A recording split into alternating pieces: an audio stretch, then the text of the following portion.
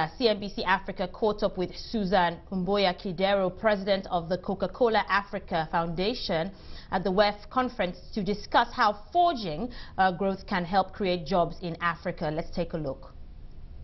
For us to achieve that, it's going to be a united effort. It is going to require the input of governments. It's going to require the input of corporates and the NGO sector. At Coke, we have a model that we call inclusive business. We believe our company cannot grow if the communities that we're in are not growing. And so we want to grow our business in ways that actually benefit the community. An example of that is our 5x20 initiative, our Women's Economic Empowerment Initiative, where Coca-Cola has made a commitment to empower 5 million women by the year 2020 through our value chain.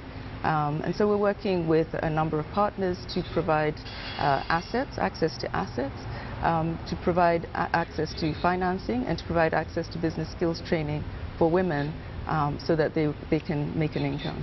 We'll come back to that point on women. Let's talk about access to water on the African continent, particularly in rural areas. I mean, looking at the statistics that we get out from the United Nations, they're not too encouraging. So what is your take on what African governments are doing and their level of commitment to ensuring that every African has access to potable water, and of course what Coca-Cola is doing too? Yeah, I think governments are making an effort.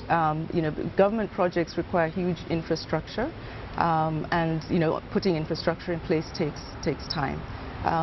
What Coca-Cola is doing is looking to help plug those gaps, if you will. We have a program that we call RAIN, the Replenish Africa Initiative. It has 3 components. One is to provide access to water, safe water and sanitation for 2 million Africans by the year 2015.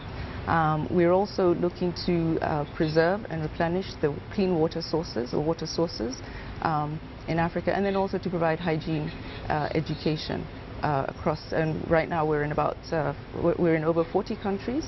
And looking to go across Africa with this initiative. I want to come back to that point of the government. Yes, we know infrastructure is a challenge, but also, there needs to be that political will, and there has to be, you need to get your priorities right. For you, do you see them tackling the issue of potable water, access to clean water, a priority? I think it's difficult to talk about Africa in one, as one homogeneous place. There are places where we're doing better. Places where we're not doing as well.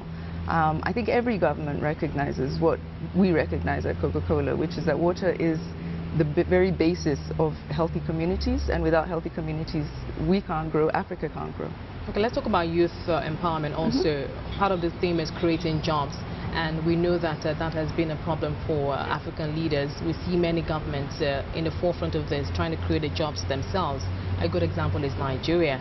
But of course we know that, at least analysts tell us, that it's the private sector that will do that. But for you, in terms of as we create these jobs, are we creating jobs, are we creating value, are we putting innovation, are we including innovation? What is your perspective?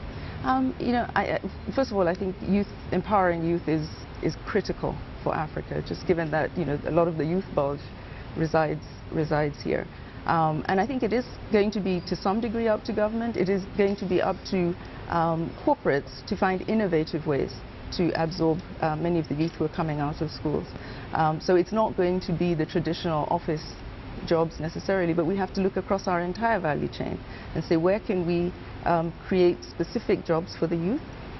Where can we create opportunities for them to get experience that will help them to get jobs in the future? And third is, how can we help them to develop entrepreneurial skills? And that's a key focus for us on the Coca-Cola Africa Foundation. Now, talking about developing entrepreneurial skills, online startups, or startups generally, that's a trend that's gaining momentum now on the African continent. So many youngsters are now, thankfully, thinking outside of the box, and we've seen so many great ideas and innovations.